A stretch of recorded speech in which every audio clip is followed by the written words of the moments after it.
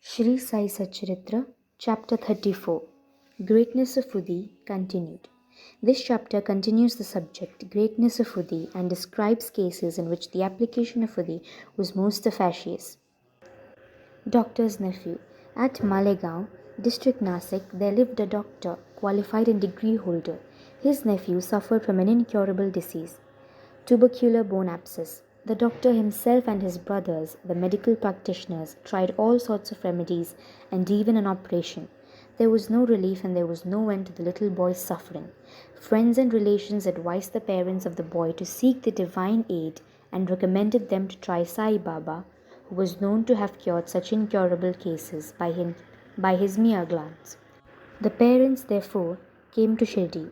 They prostrated themselves before Baba, placed the boy before him, and pleaded humbly and respectfully, and implored him to save their son. The merciful Baba comforted them, saying, "Those who resort to this masjid shall never suffer anything in this life and to end of time. Be now carefree, apply Uddhi on the abscess, and within 1 week he will recover. Believe in God. This is no masjid, but Dwaravati. He who steps here will soon get health and happiness from his sufferings, and his sufferings will come to an end." The boy was made to sit before Baba, who moved his hands on the affected part and cast his loving glances on him. The patient was pleased, and with the application of the Uddhi, he began to recover and was all right after some days. The parents then left Shirdi with their son, thanking Baba for the cure, which was effected by Uddhi and Baba's gracious looks. After knowing this, the doctor, the uncle of the boy, became wonderstruck and desired to see Baba while he was on his way to Bombay for some business. But at Malegaon and Manmad, somebody spoke to him against Baba and poisoned his ears. He therefore dropped the idea of visiting Shirdi and went to Bombay direct. He wanted to spend the rest of his leave at Alibag, but at Bombay he heard 3 successive nights a voice crying out, "Still you disbelieve me?" Then the doctor changed his mind and resolved to go to Shirdi. He had to attend in Bombay to a case of infectious fever which showed no signs of abatement soon, so he thought that his Shirdi trip would be postponed. He, however, proposed a test in his mind and said, "If the patient gets all right today, I start for Shirdi tomorrow." The wonder is that exactly at the time when the determination was taken, the fever began to abate and the temperature became normal. Then he went to Shirdi as per his determination, took Baba's darshan and prostrated himself before him. Baba gave him such experiences that he became his devotee. He stayed there for 4 days and returned home with Baba's Uddhi and blessings. Within a fortnight he was transferred on promotion to Bijapur. His nephew's case gave him an opportunity for seeing Baba, and this visit endangered him in a new never-failing love for the saint's feet. Dr. Pillay. One day Dr. Pillay was an intimate bhakta of Baba. He was much liked by Baba, who always called him Bhau, brother. Baba talked with him off and consulted him in all matters and wanted him always at his side. This Pillay suffered once very badly from guinea worms. He said to Kaka Sahib Dikshit, "The pain is most excruciating and unbearable. I prefer death to it. This pain, I know, is for repaying past karma, but to go Baba and tell him to stop the pain and transfer the working of my past karma to 10 future births of mine." Mr. Dikshit went to Baba and told him his request. Then Baba, being moved by his request, said to Dikshit, "Tell him to be fearless. Why should he suffer for 10 births? In 10 days he can work out the sufferings and consequences of his past karma. While I am here to give him temporal and spiritual welfare, why should he pray for death? Bring him here on somebody's back and let us work and finish his sufferings once for all." The doctor was brought in that condition and was seated on Baba's right side, where Fakir Baba always sat. Baba gave him his bolster and said, "Lie calmly here and be at ease. The true remedy is that the result of past actions has to be suffered and got over. Our karma is the cause of our happiness and sorrow. Therefore, put up with whatever comes to you. God is the sole dispenser and protector. Always think of Him. He will take care of you. Surrender to His feet with body, mind, wealth, and speech, that is, completely, and then see what He does." Dr. Pillay said in return that Nana Sahib had put a bandage over the leg, but he found no relief. Nana is a fool, replied Baba. Take off that bandage or else you will die. Now a crow will come and peck you and then you will recover. While this conversation was going on, one Abdul, who always cleaned the masjid and trimmed the lamps, turned up. While he was attending to his work of training, his foot accidentally fell upon the stretched leg of Dr. Pillay. The leg was already swollen, and when Abdul's foot fell upon it and pressed it, all the 7 guinea worms were squeezed out at once. The pain was unbearable, and Dr. Pillay bawled out loudly. After some time, he calmed down and began to sing and cry alternately. Then Pillay inquired whether the crow was coming and peeking. Baba said, Did you not see the crow? He won't come again. Abdul was the crow.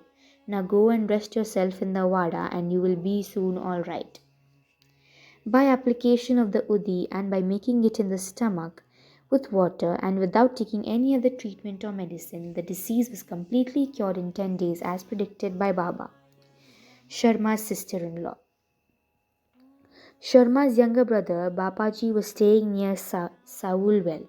Once his wife was attacked with bubonic plague. She had high fever and 2 bubons in her groins. Bapaji rushed to Sharma at Shirdi and asked him to come and help. Shama was frightened, but according to his wont, he went to Baba, prostrated himself before him, invoked his aid, and requested him to cure the case. He also asked his permission to go to his brother's house. Then Baba said, Don't go there at this late hour. Send her Udi. Why care for the fever and buboes? God is our father and master. She will be all right easily. Do not go now, but go there in the morning and return immediately. Shama had full faith in Baba's Udi. It was sent with Bapaji. It was applied on the buboes and some of it was mixed with water and was given to the patient for drinking. No sooner was it taken in than perspiration set in profusely. The fever abated and the patient had a good sleep. Next morning, Bapaji was surprised to see his wife all right and refreshed with no fever and buboes. When Shama went there next morning with Baba's permission, he was also surprised to see her at the hearth and preparing tea. On questioning his brother, he learned that Baba's Udi cured her completely in one night. Then Shama realized the significance of Baba's words. Go there in the morning and return immediately. After taking tea, Sharma returned and after saluting Baba said, Deva, what is this play of yours? You first raise a storm and make us restless and then calm it down and ease us. Baba replied, You see, mysterious is the path of action. Though I do nothing, they hold me responsible for the actions which take place on account of Adrish, destiny. I am only their witness. The Lord is the sole doer and inspirer. He is also merciful. Neither I am God nor Lord. I am his obedient servant and remember him often. He who casts aside his egoism thanks him, and he who trusts him entirely will have his shackles removed and will obtain liberation. Irani's daughter. Now read the experience of an Irani gentleman. His young daughter got fits every hour. When the convulsion came, she lost her power of speech, her limbs got shrunk and contracted, and she fell down senseless. No remedy gave her any relief. Some friend recommended Baba's Udi to her father and asked him to get it from Kaka Sahib Dikshit at Vileparle, suburb of Bombay. Then the Irani gentleman got the Udi and gave it mixed with water to his daughter daily for drinking. In the beginning of the convulsions, which were coming on Ali, came every 7 hours, and after a few days the daughter recovered immediately. Harda gentleman. An old gentleman of Harda, CP, was suffering from a stone in his bladder. Such stones are generally removed by surgical operations, and people recommended him to undergo one. He was old and weak, lacked strength of mind, and could not think of submitting himself to surgical treatment. His suffering was soon to end in another way. The Imandar, city officer of that town, happened to come there at this time. He was a devotee of Baba and had always a stock of udi with him. On the recommendation of friends, his son got some udi from it and mixing with water, gave it to his old father to drink. Within 5 minutes, the udi was assimilated, the stone was dissolved and came out through his urine, and the old man was soon relieved. Bombay lady. A woman of the Kayashta Prabhu caste in Bombay always suffered terrible pain at her delivery. She was very much frightened each time she became pregnant and did not know what to do. Sri Rama Maruti of Kalyan, who was a devotee of Baba, advised her husband to take her to Shirdi for painless delivery. When she next became pregnant, both husband and wife came to Shirdi, stayed there for some months, and worshipped Baba and got all benefit of his company. After some time, the hour of delivery came, and as usual, there was obstruction in the passage from the womb. She began to suffer labor pains, did not know what to do, but began to pray to Baba for relief. In the meantime, some neighboring women turned up and, after invoking Baba's aid, gave her udi mixture to drink. In 5 minutes, the woman delivered safely and painlessly. The issue was stillborn according to its fate, but the mother, who got rid of anxiety and pain, thanked Baba for the safe delivery and ever remained grateful to him. Bow to Shri Sai, peace be to all.